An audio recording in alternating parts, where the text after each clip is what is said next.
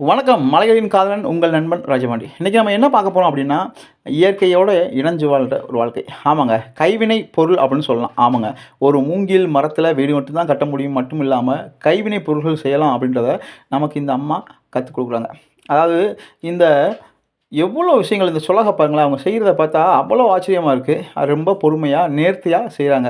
அ அவ்வளோ அழகா செய்றாங்க. இது என்ன அப்படின்னா, கைவினை பொருள் ஒரு மூங்கிய வாங்கி அத கட் பண்ணி சொலகு செய்றாங்க. இன்னைக்கு சொலக வந்து யூஸ் பண்றதுக்கே நமக்கு தெரியல. எப்படி அதில புடைக்கணும், அரிசி புடைக்கணும்ன்றது இன்னைக்கு இருக்க பெண்களுக்கு தெரியல.